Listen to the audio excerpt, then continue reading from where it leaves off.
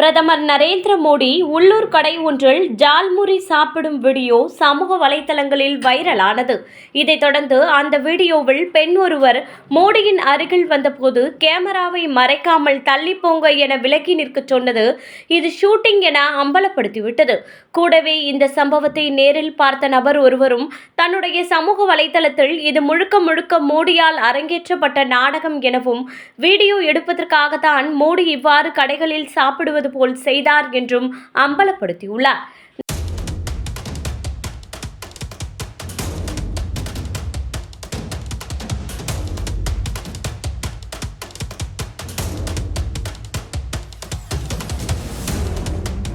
நரேந்திர மோடி குறித்து தற்போது சமூக வலைதளங்களில் பரவி வரும் ஒரு வீடியோ பெரும் சர்ச்சையை கிளப்பியுள்ளது. பொதுமக்களோடு நெருக்கமாக இருப்பதை காட்டும் வகையில் ஒரு சாதாரண தெரு உணவு கடையில் ஜால்முரி சாப்பிடும் காட்சியுடன் வெளியான பிரச்சார வீடியோ முதலில் வைரலாகி பாராட்டுகளை பெற்றது.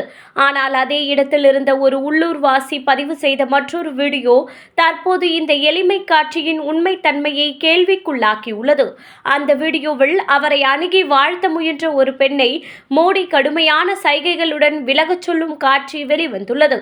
இதனால் கேமரா முன் உருவாக்கப்படும் பொது உருவமும் கேமரா பின்னால் நடக்கும் செயல்பாடும் ஒன்றா என்ற கேள்வி எழுந்துள்ளது. இந்த நிலையில் வினய்குமார் டோகானியா கூறிய கருத்துக்கள் தற்போது பெரும் விவாதத்தை ஏற்படுத்தியுள்ளன. குறிப்பாக இந்த வீடியோ அரசியல் இமேஜ் உருவாக்கத்தின் பின்னணியை வெளிச்சத்துக்கு கொண்டு வந்ததாக அவர் கடுமையாக விமர்சித்துள்ளார். नरेंद्र मोदी है, भारत का प्रधानमंत्री।